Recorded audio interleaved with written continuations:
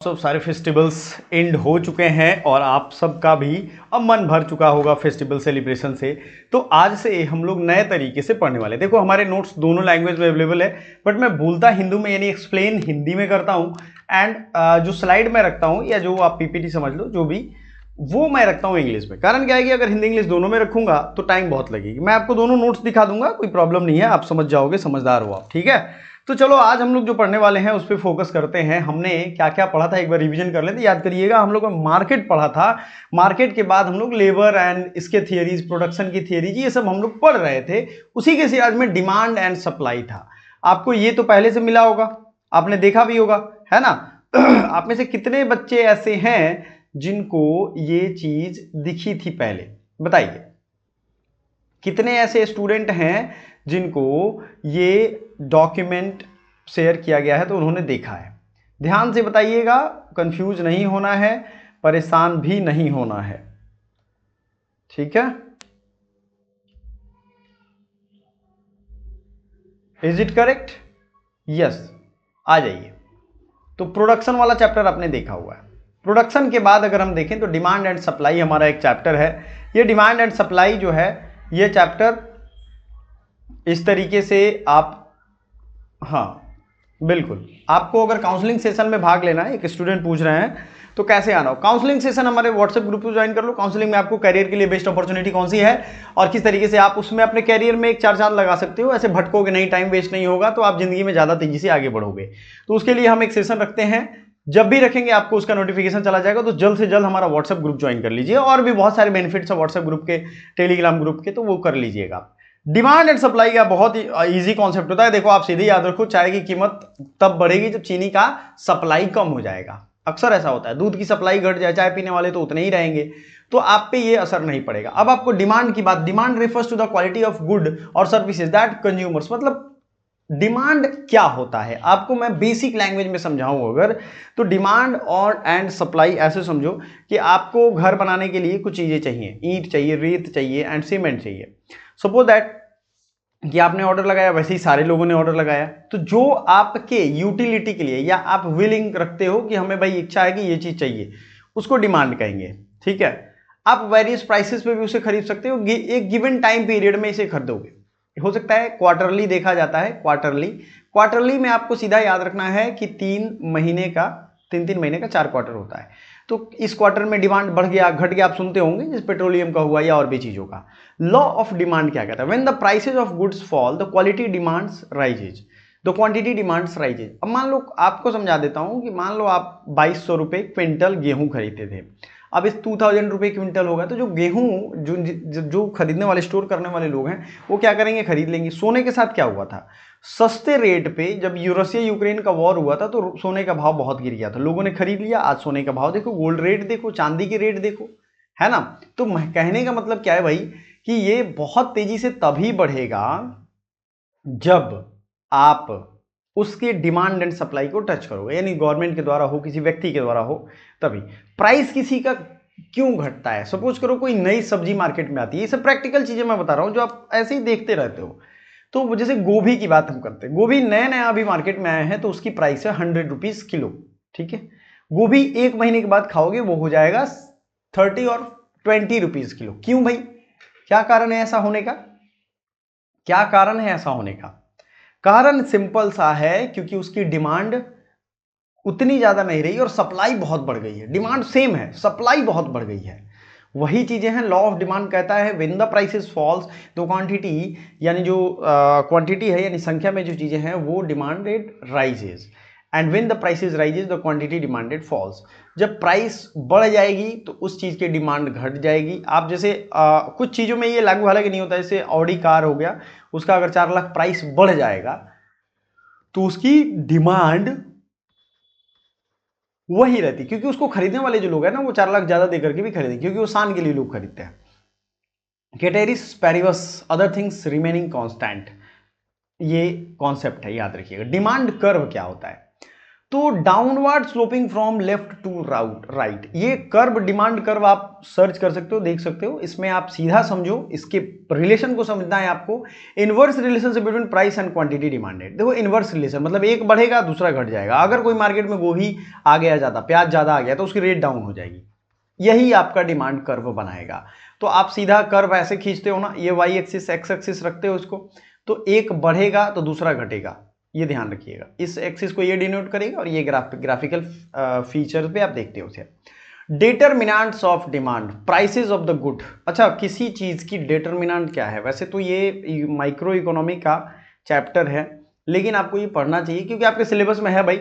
तो प्राइस उस सामान की क्या है, कंज्यूमर की इनकम क्या है। सपोज दैट मंदी, आपने सुना होगा रिसेशन, 1930 की मंदी की बड़ी बात होती है, उसमें इतना वैल्यू घट गया था सब चीज़ों का, सब डॉलर का, करेंसी का, कि लोग मतलब बहुत बुरी स्थिति में था। जर्मनी में तो इतनी स्थिति खराब हो गई थी, एक साइकिल रुपया लेकर के जाते थे एक ब्रेड का पैकेट खरीदने के लिए। समझिएगा, 1 ब्रेड के packet. Prices of the good, income of the consumer, prices of related good, substitute and complements, taste and preference. कोई ऐसी टेस्ट आ गई, कंज्यूमर डिमांड बढ़ गया भाई उस चीज का, तो कंपनी वाले इन्वेस्ट करने लगते हैं। अब यहां बात क्या होता है कि कोई ओरिजिनल प्रोडक्ट आया, यहां ये चीजों को समझिएगा, ये इसके डिटरमिनेंट्स हैं। किसी भी डिमांड को अगर डिमांड में है, जैसे अभी आपने देखा जीएसटी कट हुआ, तो भाई किस चीज की डिमांड बढ़ गई? लोग बाइक से हेलमेट ले जा करके डेस्क पे रखते थे और कार की प्राइस पूछते थे। ये बढ़ा है अचानक, क्यों बढ़ा है? क्योंकि इनकम का अब डिस्ट्रीब्यूशन वेल्थ पे या टैक्सेस पे कम होगा, वेल्थ पे ज्यादा होगा। अब इसको समझिएगा ऐसे, आप मान लो पहले टैक्स देते थे जीएसटी में किसी चीज पे, अगर 1 लाख पे आप 17,000 देते थे, तो अब आपको देना है सपोज दैट 5,000 ही या 10,000 ही देना है, तो बच रहे हैं पैसे। तो आप सोचोगे यार जीएसटी डाउन हुआ, चलो खरीद लेते हैं। दुर्गा पूजा, नवरात्रि और उसके बाद ये दशहरा, दिवाली, इन सब में बम्पर खरीदारी हुई है। तो हमने यहाँ क्या दिखा है बताओ? हमने यहाँ देखा है कि प्राइसेज ऑफ द गुड्स ये रिड्यूस हो गई, तो असर पड़ा ना डिमांड पे, डिमांड बढ़ गया। अगर कंज्यूमर की इनकम किसी तरीके से बढ़ जाए, जैसे 8 सीपीसी लागू होने वाला है, ठीक है, सेंट्रल पे कमीशन लागू होने वाला है, तो 8th पे कमीशन का मतलब होगा सीपीसी का, कि अगर ये पे कमीशन आप देखोगे तो सबकी इसमें जो सैलरी है वो बढ़ेगी। अब बढ़ेगा तो भाई क्या लगता है, महंगी चीजें लोग खरीदेंगे, है ना। अब सब्स्टिट्यूट और कॉम्प्लीमेंट को समझते हैं। सपोज दैट कोई हॉर्लिक्स पीता है, कल को कोई कंपनी आए जो हॉर्लिक्स की तरह ही उससे 30 रुपया सस्ता या 50 रुपया सस्ता बनाए, लेकिन सारी चीजें क्वांटिटी सेम हो, ठीक है, तो वो कंपनी लिस्ट हो जाए और हर चीज हो जाए, तो लोग क्या कहेंगे, अरे नहीं ये तो हॉर्लिक्स बहुत दाम बढ़ा रहा है, इसको आओ लाओ औकात में ले आओ इसको। कॉम्प्लीमेंट अगर उसका मिल जाए, कुछ सब्स्टिट्यूट मिल जाए, तो लोग ले लेते हैं। उस पर भी डिपेंड करता है कि भाई मार्केट में बहुत कंपटीशन है। सुनते होगे ना आप, मार्केट में वही हॉर्लिक्स आप रिलायंस के ट्रेंड में जाओ तो उसमें आपको 399 रुपीज़ में मिल जाएगा, लेकिन अगर बाहर खरीदो तो आपको 450 या 500 रुपये तक देना पड़ जाएगा। तो कहने का क्या मतलब है कि वहाँ डिमांड ज़्यादा है, उस ट्रेंड में एक साथ बल्क में लोग खरीद रहे हैं, तो बढ़ जाएगा। प्राइसेज ऑफ रिलेटेड गुड्स और टेस्ट एंड प्रेफरेंस। अच्छा, किसी चीज़ के टेस्ट लोगों को पसंद आ रही है तो उसकी रेट बढ़ेगी, प्रेफरेंस भी बढ़ेगा। एक्सपेक्टेशंस ऑफ फ्यूचर प्राइसेस, ये याद रखिएगा। अब आपको यहाँ एक कॉन्सेप्ट देता हूँ मैं, जैसे मान लो रशियन ऑयल को अमेरिका ने कहा कि नहीं आपको नहीं खरीदना है, ठीक है ना, रशियन ऑयल को अमेरिका ने कहा कि नहीं अब नहीं खरीदना है, ठीक है, ये समझिएगा, रशियन ऑयल को इंडिया को नहीं खरीदना, उसने ऐसा बोला। तो अब यहाँ 2 ऑप्शन है, इंडियन गवर्नमेंट दूसरी जगह से तेल खरीदे और प्राइस ना बढ़े, ठीक है ना, लेकिन कोई पैनिक फैला दे पूरे देश में कि भाई तेल की कीमत बढ़ने वाली है, तेल की प्राइसेस जो है वो बढ़ने वाली है, तो सभी लोग क्या करेंगे, होर्डिंग स्टार्ट कर देते हैं। हालांकि गवर्नमेंट इस पे ध्यान रखती है ना, कंज्यूमर सप्लाई मिनिस्ट्री या कंज्यूमर सप्लाई डिपार्टमेंट होता है, वो इन सब पे ध्यान रखता है। तो इस वजह से तेल कंपनियां भी स्टोर करेंगी, लोग भी स्टोर करेंगे, तो क्या होता है, एक्सपेक्टेशन है कि भाई दाम बढ़ सकता है, और पॉपुलेशन एंड डेमोग्राफी पे भी इसका अंतर पड़ता है। टाइप ऑफ डिमांड क्या होता है, इन सब चीजों को समझ गए हो, ये आप में एग्जाम में आएगा, तो आप आई होप आप इस चीज को समझ पाओगे, ठीक है। टाइप्स ऑफ डिमांड में क्या होगा भाई, individual and market demand, individual के कुछ डिमांड्स होंगे, मार्केट डिमांड्स होंगे, price demand, income demand, cross demand, direct and derived demand, ठीक है। ये अलग अलग टाइप के इंडिविजुअल्स के कुछ डिमांड होंगे, आपको पेन चाहिए, पेपर चाहिए, कलम चाहिए, इंटरनेट चाहिए, मोबाइल चाहिए, आपको लाइट चाहिए, फैन चाहिए, ये सब चीज चाहिए। मार्केट की डिमांड होती है कि अगर आपको ये चीज़ें चाहिए तो मार्केट में सेल करना है, सेल करने के लिए शॉप की डिमांड चाहिए, फ्रेंचाइजी चाहिए, तभी तो वो सेल करेंगे, है ना। तो मार्केट की डिमांड होगी। मार्केट मतलब ओवरऑल जो इंसान चाह रहे हैं उनकी डिमांड। प्राइस डिमांड क्या होता है? प्राइस भी डिमांडेड होती है। सपोज दैट आपके पास कोई हम बात करते हैं,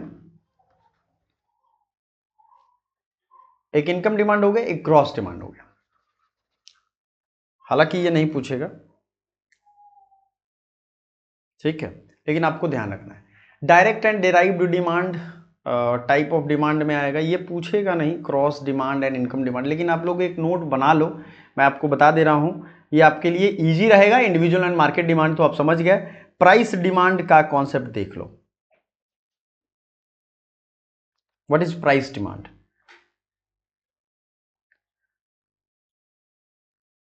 अब देखो, प्राइस डिमांड का मतलब हो गया कि कंज्यूमर के पास विलिंग टू पे कितना, उनको मतलब उनको कितना पे करना चाहते हैं वो, और उसकी क्वांटिटी क्या है, तो वो प्राइस की डिमांड जनरेट करेगी। ठीक है, क्वांटिटी मान लो 200 है और बायर उसके 10 हैं, तो आप जितने रुपए में भी दोगे वो मिल जाएगा। सपोज दैट एक ओल्ड ईयर का डायरी होता है, आप जाओगे तो जैसे 2025 चल रहा है, आप 2023 की डायरी किसी दुकान में है तो वो सोचेगा भाई जो हम रेट में खरीदे हैं ना वही रेट पे भी कोई ले ले तो हम बेच देंगे, मैं खरीदा हूँ ऐसा, आपको मिल जाएगा सस्ते दाम पे, बड़ा मजा आएगा आपको कि वाह यार ये तो बड़ी सस्ते दाम पे मिल गया, है कि नहीं। अब इसी तरीके से प्राइस डिमांड का आप समझ लो कहानी। फिर आएगा इनकम डिमांड। देखो ग्राफ वगैरह आपको इसमें देखना नहीं है, इनकम डिमांड समझिए क्या हो गया। इनकम डिमांड जो होता है, अगर आपका इनकम बढ़ता है, सपोज दैट आप इनकम आपका बढ़ा घटा, ठीक है, तो आप क्या करते हो, डिफरेंट इनकम लेवल्स पे जो आप चीजें खरीद सकते हो। सपोज दैट आप देखते हो A2 लेवल है, A1 लेवल है, A3 लेवल है, इन सब लेवल्स पे अगर हम देखें तो आप सिंपल सा लॉजिक यही लगाओगे ना कि भाई उसकी इनकम बढ़ गई, कम हो गई, तो उसके हिसाब से डिमांड बढ़ा घटा रहा है वो। क्रॉस डिमांड क्या होता है? क्रॉस डिमांड, उसके बाद आएंगे हम लोग। हाँ बिल्कुल, हमें क्वेश्चन भी आपके देख रहे हैं। देखो सीधा है, आपको व्हाट्सएप टेलीग्राम ज्वाइन कर लेना है, वहाँ पे आपको मिल जाएगा। और आपको हमारे एकेडमी पॉइंट एप्लीकेशन पे, ठीक है ना, ऑफर अभी 60% ऑफ का चल रहा है। कितने परसेंट ऑफ का? 60% ऑफ का, तो वो भी आपको मिस नहीं करना है, ठीक है, भूलेंगे नहीं आप, बिल्कुल भी नहीं।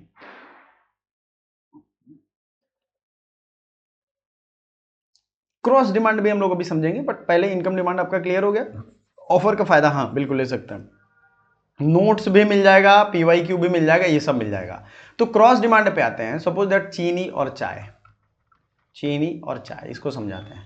चीनी की रेट घट गई तो हो सकता है चाय पे के दाम पे कोई फर्क ना पड़े या क्वांटिटी पे फर्क ना पड़े, लेकिन किसी कारण से भारत के चीनी मिल्स में दिक्कत हो गई, सब चीनी का प्राइस बहुत बढ़ गया, तो क्या होगा, चाय के पहली तो कीमत पे असर पड़ेगा, इसकी डिमांड घट सकती है। हालांकि चाय से जहन में बसा हुआ है, चाय शराब के नशे की तरह है, ठीक है, हो सकता है कि ये घट जाए, ठीक है, मतलब ऐसा होगा नहीं, एक एग्जांपल दे रहा हूं मैं, समझ में आ रहा है आपको क्या मैं कहना चाह रहा हूं। तो यही सिंपल सा है क्रॉस डिमांड, एक चीज का क्रॉस हो रहा है दूसरे पे असर हो रहा है, एक चीज का क्रॉस डिमांड पे असर हो रहा है, चाहे चीनी की कीमत बढ़ने से चाय के डिमांड पे असर पड़ जाए, ठीक है।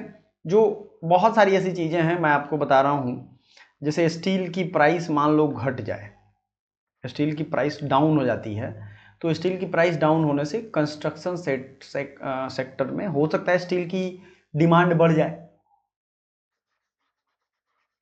सिंपल है, कोई लॉजिक इसमें नहीं है, ठीक है, सब्स्टिट्यूट होता है, कॉम्प्लीमेंट इसमें आ जाएगा डायरेक्ट। अब इसमें डायरेक्ट एंड डेराइव्ड डिमांड, इसमें दो चीजें होती हैं। डायरेक्ट डिमांड का मतलब होता है भाई कि किसी मैन्युफैक्चरिंग में एक डिमांड है जो वो चाहिए ही चाहिए, ठीक है, तो उसकी डायरेक्ट डिमांड हो गई कि भाई 100 मीट्रिक टन हमें गन्ना चाहिए, ठीक है, 100 मीट्रिक टन हमें क्या चाहिए, गन्ना चाहिए, ताकि हमारा डायरेक्ट डिमांड यही है।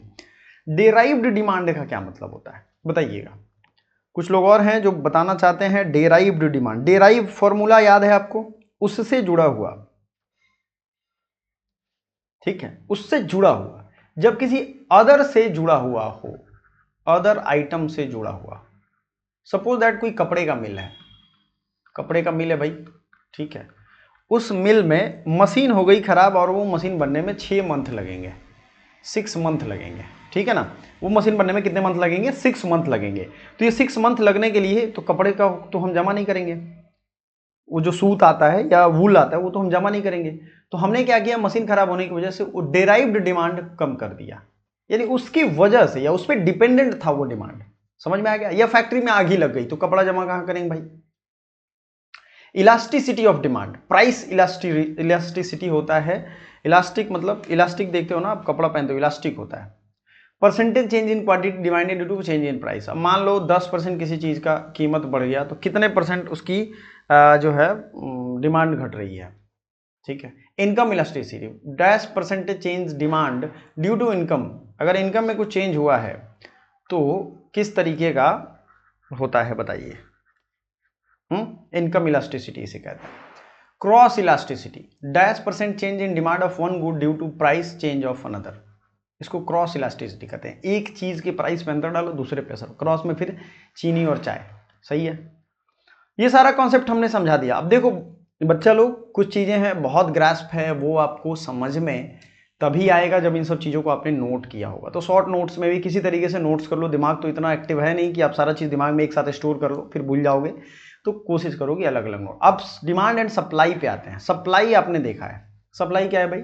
डिमांड समझ गए हो, तो डिमांड होगा तो सप्लाई होगा। सपोज दैट लाइन की डिमांड है इलेक्ट्रिसिटी की, बिहार में एक दो गांव ऐसे भी हैं जहां अभी भी लाइन नहीं है, वहां डिमांड है लेकिन सप्लाई नहीं है, इंटरनेट का टावर नहीं है वहां।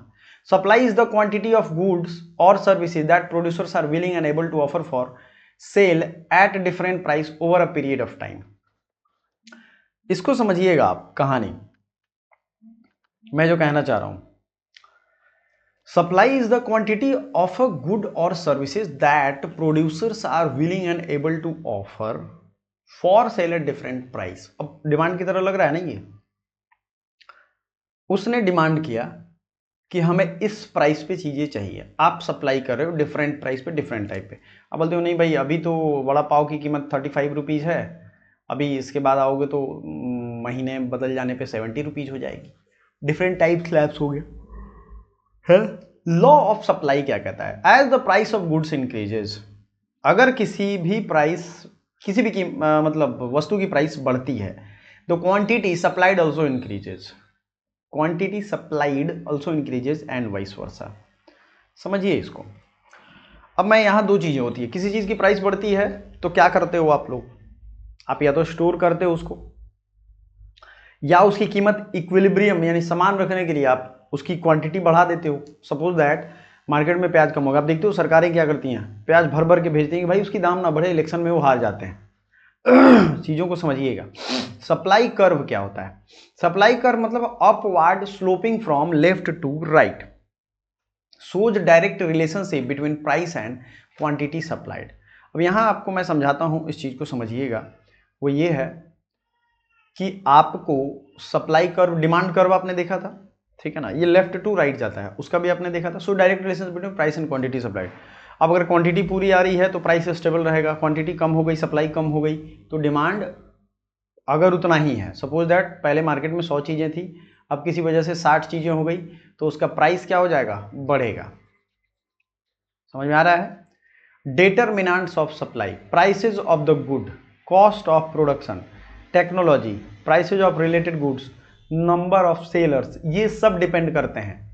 अब भाई उस चीज की प्राइस क्या है? क्या ऑडी कार सब कोई खरीद सकता है? बिल्कुल भी नहीं खरीदेगा, तो उसकी प्राइस हमने कितनी रखी है? कॉस्ट ऑफ प्रोडक्शन क्या है? उसकी प्रोडक्शन कॉस्ट है क्या एक्चुअल में? वो भी तो सप्लाई पर डिपेंड करेगा, ठीक है। टेक्नोलॉजी क्या आ गई उसमें, टेक्नोलॉजी की क्या डिपेंडेंसी है? प्राइसेज ऑफ रिलेटेड गुड्स, ये भी आपको ध्यान रखना है। नंबर ऑफ सेलर्स कितने हैं जो सप्लाई कर रहे हैं, और हो सकता है वो मार्केट में बहुत ज़्यादा है भाई। गवर्नमेंट की पॉलिसी क्या, टैक्स या सब्सिडी लगा रही है? जैसे आपने ईवी इलेक्ट्रिक व्हीकल्स पे देखा होगा, सरकार इसको बेचने में एकदम PLI दे रही है, प्रोडक्शन लिंक्ड इंसेंटिव, मतलब आप इसका प्रोडक्शन कर रहे हो तो आपको बहुत तरीके की इंसेंटिव दी जा रही है। तो अब ये जब चीजें होंगी तो उसकी सप्लाई बढ़ेगी। आप देख रहे हो ना, दे दनादन रिक्शा खत्म हो गया, जो ह्यूमन एफर्ट से चलता था, यानी मानव के श्रम से चलता था ना, वो रिक्शा खत्म ही हो गया। रिक्शा याद करो आप, क्यों? उसकी जगह पे ई रिक्शा आ गया, और ये ई रिक्शा जो होता है ये बैटरी पे चलता है। तो सरकार ने उसको गवर्नमेंट की पॉलिसी डिपेंड करती है। Expectation about future price. अब आपने अभी रेयर अर्थ मेटल की कहानी सुनी होगी। रेयर अर्थ मेटल ये बहुत कम है पूरे दुनिया में। अब इसके ऊपर जो है घमासान मचा हुआ है हर जगह।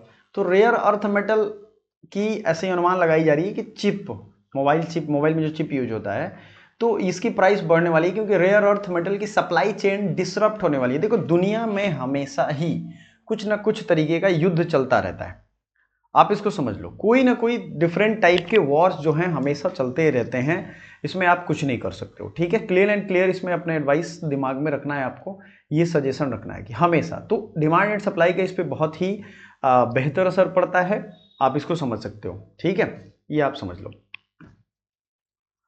आगे बढ़ते हैं। नंबर ऑफ सेलर्स हो गया। इलास्टिसिटी ऑफ डिमांड क्या होता है? Percentage change in quantity. Quantity अगर बढ़ा तो उसके प्राइस में बदलाव हो सकता है, घटा तो भी बदलाव हो सकता है। मार्केट इक्विलिब्रियम क्या होता है भाई? डिमांड एंड सप्लाई अपने अपने लेवल पे है।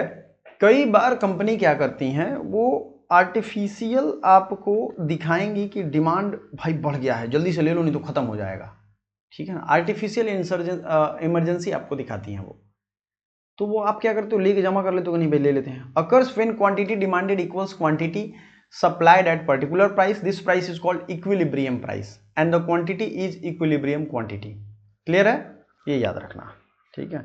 इक्विलिब्रियम मतलब भाई अगर इक्वल डिमांड है, इक्वल सप्लाई है, इक्वल प्राइस है पर्टिकुलर प्राइस पे, तो वो उसी रहेगा।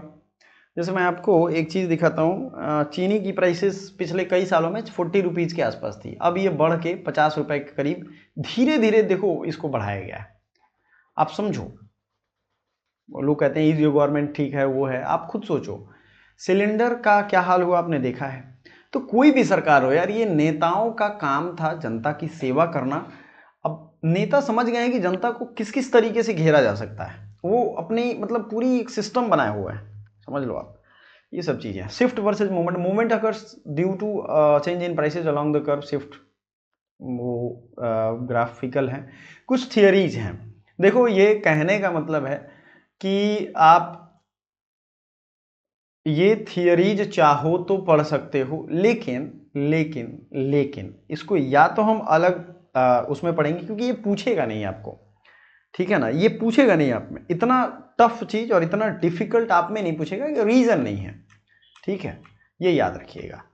तो डिमांड एंड सप्लाई आपने देखा। अब अगला जो कॉन्सेप्ट है वो है लेबर का। लेबर फोर्स एक बहुत बड़ा पीरियडिक लेबर फोर्स सर्वे होता है, PLFS इसे कहते हैं, ठीक है। ये पीरियडिक लेबर फोर्स सर्वे को भी ध्यान में रखना है आपको, अभी रिसेंट में चल भी रहा था कंडक्शन इसका, तो इसको भी आपसे एग्जाम में क्वेश्चन आ सकता है, ठीक है। लेबर क्या है? Labour refers to the human effort used in production of goods and services. It includes both physical and mental work done by people for which they receive wages और salary. अब यहां मैं आपको समझाना चाहता हूं कि ये तीन चीजें हो गई, डिमांड सप्लाई और लेबर का कॉन्सेप्ट में। अब अगले टॉपिक पे आ गया हूं, ठीक है। लेबर में हमें क्या समझना है, आप कुछ भी काम करते हो उसके बदले आपको अगर पैसे मिलते हैं दिमाग से या कंप्यूटर से या हाथ से कुछ भी, तो वो आप लेबर ही हो। अभी आप ऑफेंड मत हो जाना कि आप कलेक्टर बन गए, आपको भी एक डिफिनिट सैलरी मिल रही है अपने टाइम के बदले, तो वो क्या हो जाएगा, वो लेबर ही है। बिल्कुल, ये एक ह्यूमन एफर्ट है जो कि production of goods and services में यूज होता है, ये याद रखिएगा। एंड ये फिजिकल एंड मेंटल वर्क दोनों पे डिपेंड करता है, ठीक है। इसके लिए आपको वेज एंड सैलरी मिक्स तरीके से मिलते हैं। वेज एंड सैलरी में थोड़ा डिफरेंट, सैलरी जो आपको हाउसिंग अलाउंस होता है, ये सब अलाउंस होते हैं, वो आपको मिलेगा। तो लेबर इकोनॉमी कॉन्सेप्ट समझ में आ गया आपको, कुछ इसमें मुझे समझाना नहीं है, बस इसका डेफिनेशन लोगों को क्लियर नहीं होता है। जो भी आप काम करते हो मेंटल फिजिकल या दोनों, ठीक है, जो भी उसके बदले घंटे 8 घंटे काम करते हो सैलरी मिलती है, ये चीजें लेबर की डेफिनेशन में आती है। Type of labour, skilled labour, workers with specialised training और एजुकेशन। सपोज दैट आप ITI कर चुके हो तो आपको स्पेशलाइज्ड ट्रेनिंग मिली है स्टील में काम करने का, engineering, doctor. Unskilled labour, workers with no specialisation skill, manual और repetitive work, daily wage workers, unskilled workers हैं, अनस्किल्ड लेबर हैं, ये ध्यान रखिएगा, ठीक है।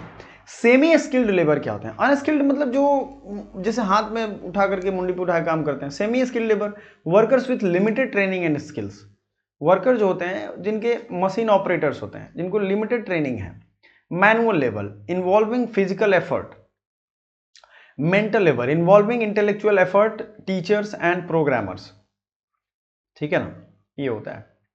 मैनुअल लेबर आप समझ रहे हो जो फिजिकल एफर्ट से होता है, और मेंटल लेबर आप समझ रहे हैं इंटेलेक्चुअल एफर्ट, जैसे टीचर, प्रोग्रामर्स, इन सब जगहों पे।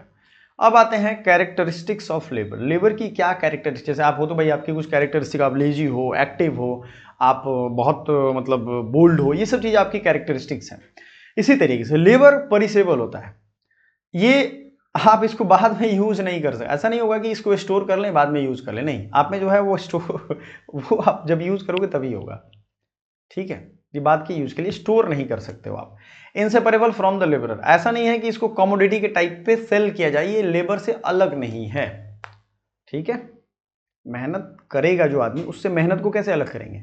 Labour mobility, ability to change occupation और लोकेशन वेरीज, हाँ ये होता है भाई, आप किसी और जगह पे काम करो, कभी किसी और जगह पे काम करो। Derived demand, demand for labour depends upon demand for final goods और सर्विसेज, इसको डेराइव करने। Heterogeneous skills, productivity, quality vary across individuals, ये याद रखिएगा। हेटेरोजेनस होगा, स्किल्स जैसी होगी वैसे काम मिलेगा, वैसे देशों में लोग जाते हैं। आप वेस्ट एशिया में जाने वाले लोगों से पता करना, बोलेंगे सऊदी अरब गए थे और वहाँ मैनेजर है, सब यही बोलता है मैनेजर है। कोई वहाँ भेड़ चरा रहा है, कोई बकरी चरा रहा है, कोई झाड़ू मार रहा है, क्योंकि झाड़ू मारने वाले को भी वहाँ 1000 दिरहम मिलता है, तो 1000 दिरहम का मतलब है कि 70-80 हज़ार इंडियन हो गया। तो वो जो है बोलेगा कि हम मैनेजर हैं वहाँ, क्योंकि पैसा तो घर पे भेज रहा है, तो आपको लगता है यार मैनेजर होगा तभी ना इतना पैसा है। बट उनसे पता करोगे कि भाई एग्जैक्ट काम क्या है, फोटो दिखाओ थोड़ा, तो वो आपको दिखा नहीं पाएगा, बता भी नहीं पाएगा, ठीक है। Importance of labour, essential factor of production, ये याद रखना, इसेंशियल फैक्टर ऑफ प्रोडक्शन है, डायरेक्टली इन्फ्लुएंस प्रोडक्टिविटी, ये आपके प्रोडक्टिविटी को असर करेगा। Sources of income for house holds, importance of labour में आप क्या क्या रखते हो, ये आपके फैक्टर ऑफ प्रोडक्शन होते हैं। अगर लेबर ही ना हो तो प्रोडक्शन नहीं होगा। ये आपके प्रोडक्टिविटी को इन्फ्लुएंस भी करता है। अब सपोज दैट कोई मान के चलता है कि भाई मैं 8 घंटे में 10 पेज लिख रहा हूँ, उसने 20 लिख दिए, तो उसकी डबल प्रोडक्टिविटी हो गई ना, तो उसने डबल लेबर एफर्ट भी तो किया। Sources of income of house holds, labour जो होता है, लेबर वर्क या लेबर की एक्टिविटी, वो आपके घर की पूरी क्या होती है, सोर्सेज ऑफ इनकम होता है। Drives economic growth through contribution to output, बिल्कुल ये याद रखिएगा, ये इकोनॉमिक ग्रोथ को बढ़ाता है। अगर लेबर काम करना बंद कर दें, हड़ताल कर दें, तो फिर दिक्कत हो जाती है, उस चीज़ की आउटपुट नहीं निकल पाएगी, फिर उसकी कंसिलिएशन है, बहुत सारे मेथड्स हैं। अब आते हैं कई सारे, इसमें थियरिस्ट का नाम याद कर लेना। लेबर मार्केट क्या होता है, labour market refers to the supply and demand for labour where employees seek workers and worker seek job, clear है। Labour market refers to supply and demand for labour. अब यहां कहोगे आप कि सर ये क्या बात हो गई, ये तो अजीब बात है, ठीक है। यहां कैसे होगा, लेबर एक्सचेंज भी होता है। आप वहां जाओगे, आपको कुछ काम कराना है, वहां जाइए, लेबर मिलेंगे आपसे, वो रेट तय कर लेंगे, ठीक है ना। अब वहां उसी रेट पे आपको देना होगा। Wages act as price of labour, आप जो उसको दोगे पैसा, वो वेज कहलाता है। हो सकता है डिमांड सप्लाई, जैसे अभी पूजा का समय है, तो बहुत लोग आ जाएंगे काम करने, और वो आपको कहेंगे कि सर हम चलिए 400 पे ही चलते हैं, क्योंकि अचानक लेबर की क्वांटिटी बढ़ गई है, ठीक है। फ्लोर रेट सेट है, फिर भी उसके पहले वो काम करे, क्योंकि अगर मान लो कोई नहीं है, मजदूर कम बचे हैं, उसको भी लग रहा है नहीं यार नहीं जाएंगे हम, तो वो 600 में भी जाएगा, 800 में भी जाएगा, 1000 में भी जाएगी, बात बता रहा हूँ भाई, वो है। तो लेबर मार्केट यही कहलाता है, सप्लाई एंड डिमांड जहां पे उनका डिपेंड करता है। अब कोई जाएगा, किसी को काम है। Theories of labour, subsistence wage theory, अब इसमें बिहार जैसे राज्यों में ये सबसिस्टेंस वेज थियरी, रिकार्डो है, थॉमस रिकार्डो इनका है, इसमें भाई इतना ही वेज आपको मिलेगी, आप जियो खाओ, आप उसमें बचा नहीं पाओ, तो इस चीज को सबसिस्टेंस वेज थियरी कहते हैं। इसमें wages tend to settle at the level, जैसे मान लो किसी भी व्यक्ति की अगर 5 फैमिली है, 5 मेंबर है, और उसके घर में डेली के अगर सपोज दैट 600 रुपीज़ या 500 रुपीज़ आते हैं, तो उस, अब चूंकि वो दिन भर बहुत मेहनत करता है, तो शाम में वो पीता भी है। अभी बिहार के स्टेटस में बताएं तो वो 150 रुपये की पी जाएगा, क्योंकि पहले वो 25-50 रुपये का पीता था, अब वो 150 रुपये की पिएगा, तो अब उसके पास 350 बचेंगे, तो वो घर पे ले जाके देगा, तो कुछ खाना वाना 100-150 रुपये का सब कुछ खरीदाता है, खाना बनता है, और वो शाम तक होते होते खत्म हो जाएगा रुपया, फिर अगले दिन उसको फिर काम करने ही जाना है। Wage fund theory, J S Mill का है, wages are paid from a fund which is fixed in short term, ये जेएस मिल गया। Marginal productivity theory of wages, labour is paid according to marginal contribution to output. ये marginal productivity theory कहता है, इसका मतलब है आपने जितना मार्जिनल कंट्रीब्यूशन किया, मार्जिन क्या होता है, जैसे 100 रुपए की कोई चीज़ है, 120 रुपए में आपने बेचा तो ये 20 रुपीज़ आपकी मार्जिन सेफ्टी कहलाती है, ठीक है, ये याद रखिएगा। मॉडर्न थियरी ऑफ वेजेस कहता है supply and demand of labour with productivity and bargaining power. Efficiency wage theory, employers pay above market wages to increase productivity and reduce turnover. Collective bargaining theory, wages and working conditions are determined. ये collective bargaining याद रखिएगा कहाँ से use होता है, जब trade union की बात करेंगे हम। अब हमारे यहाँ जो है अगर हम देखें तो एक सेकंड, इनकम इकोनॉमिक कॉन्सेप्ट यहाँ से, हाँ, हमारे यहाँ देखें तो लेबर के कुछ इशूज हैं जो आपको स्टेटमेंट बेस्ड क्वेश्चन में पूछा जा सकता है। स्टेटमेंट्स पूछते हो ना कि लेबर इशूज इंडिया में क्या क्या हैं, पीरियडिक लेबर फोर्स सर्वे भी मैंने बात की थी, तो उस पर भी अगर आएगा तो डेटा देखेंगे हम। लेबर सेक्टर में अनएम्प्लॉयमेंट एंड अंडर एम्प्लॉयमेंट है। खेती में अगर आप देखोगे 10 आदमी की जरूरत है तो वहाँ पे 20 आदमी काम कर रहे हैं, ठीक है, और ये 20 आदमी जब काम करेंगे ना तो आप समझो सीधा कि ये दिक्कत आएगी वहाँ, बाकी लोग बेकार हैं एक तरीके से, प्रसन्न बेरोजगारी, ठीक है, इसको कहते हैं। अनएम्प्लॉयमेंट अंडर एम्प्लॉयमेंट दोनों है। इसके अलावा एक निकम्मापन भी है बहुत लोगों का, ऐसे ही आप रहते हो ना, कभी कभी कुछ भी काम नहीं करने का मन होता है, तो यूथ में एक निकम्मापन भी है, कुछ यूथ हैं इसको समझ चुके हैं तो वो काम करते हैं। जेंडर वेज गैप, यानी अगर किसी सेम काम के लिए महिला को 500 रुपये मिलेंगे और पुरुष को 1000 रुपये मिलेंगे। चाइल्ड लेबर, बच्चा 300 में ही काम कर लेगा वही काम। माइग्रेंट लेबर एक्सप्लॉइटेशन, जैसे बिहारी मजदूर बाहर जाके मार खा रहे हैं, वहाँ के नेताओं से गाली सुन रहे हैं, पिटाई खा रहे हैं, ठूस ठूस के एक रूम में 20-20 आदमी रह रहा है, ठीक है, और मजदूरी कर रहा है, सिर्फ नीचे सोता है, आप समझिएगा इस चीज़ को। तो माइग्रेंट लेबर एक्सप्लॉइटेशन इसे कहते हैं। Government intervention, labour laws and regulation, minimum wage policy, social security and insurance scheme, ये सब असर करता है इन सब चीज़ों का। मनरेगा, आपने जानते हो मनरेगा कब आया था, आपसे मैं पूछता हूँ, Mahatma Gandhi national rural employment guarantee act आया था, ये एक्ट है, इसमें अगर आपको डिफिनिट 100 दिन का रोजगार नहीं मिला तो बेरोजगारी भत्ता आपको मिलेगा ही मिलेगा। और ये फालतू के काम करवाते हैं जिस काम का कोई उद्देश्य नहीं रहता है। प्रोडक्टिव वर्क अगर इनसे करवाया जाए तो जिन राज्यों में भी हो बहुत आगे निकल जाएगा, लेकिन ये कभी होता नहीं है, ठीक है, याद रखिएगा। तो ये चीज़ें हैं, गवर्नमेंट इंटरवेंशन बहुत सारी चीज़ों में है, वेज कोड है, लेबर कोड है, इन सब चीज़ों को देखते हुए।